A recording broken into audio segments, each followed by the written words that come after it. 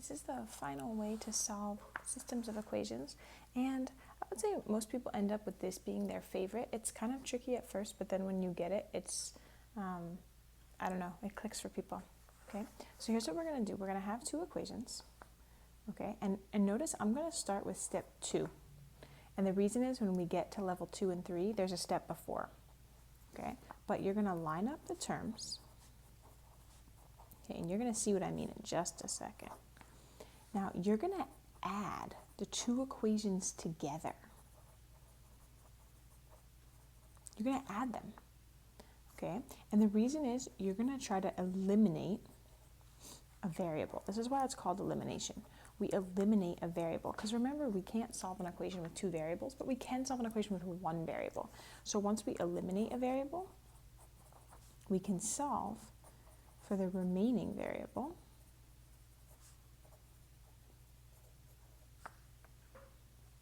And then we can plug back in.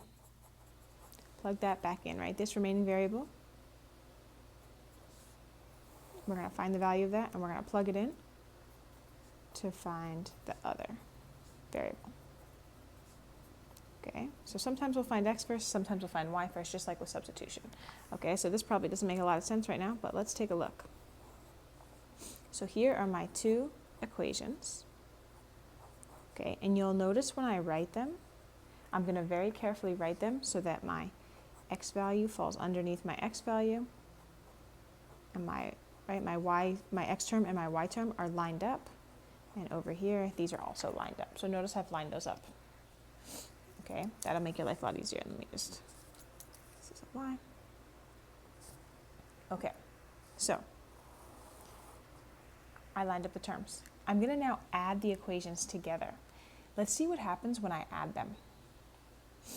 This is 7 plus negative 7, which is the same as 7 minus 7. That's 0. That's 0.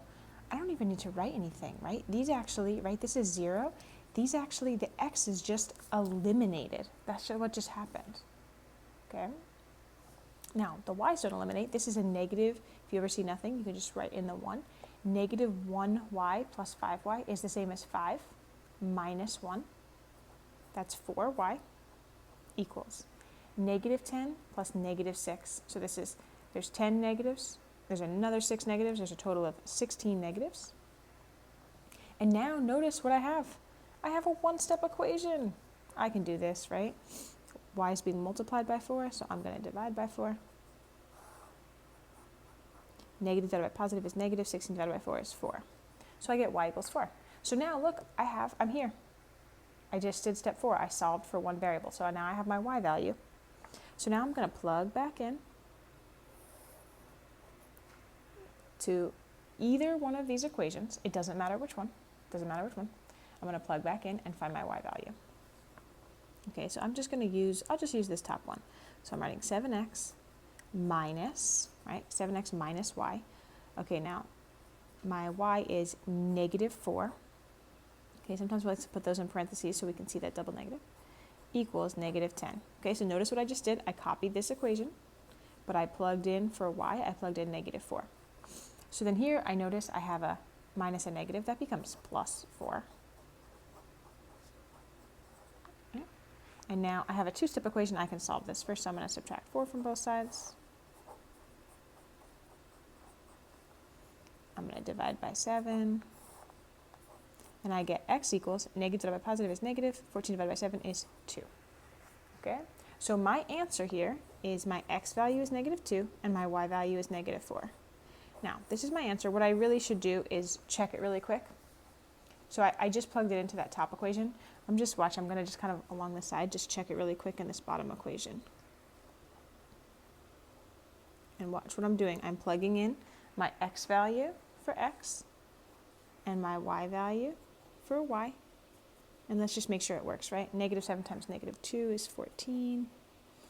And then 5 times negative 4 is negative 20. 14 minus 20, perfect. And this is what we're looking for, right? That true equation. So that is me checking my answer, and it looks good. Let me show you one more time. Okay, I'm going to write down my equation. And listen, when you get the equation on the computer screen, you're going to want to write this down. Okay, don't try it without writing it down. It doesn't make sense. You're going to lose time instead of, you're going to end up having to write it down anyway. Okay, now this equation is x minus y equals 4. And x plus y equals 2. Okay. Here's what I'm going to do. I'm going to just put a 1 in front of all of these.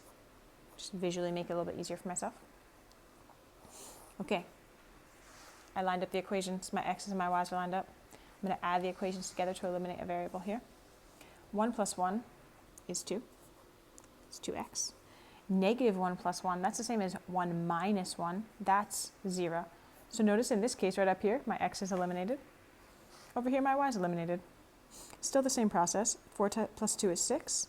And when I divide by 2, now careful, this time I got x equals 3. So just pay attention to your letters, right? Make sure you're writing neatly so that you keep track. Oh, this is my x value.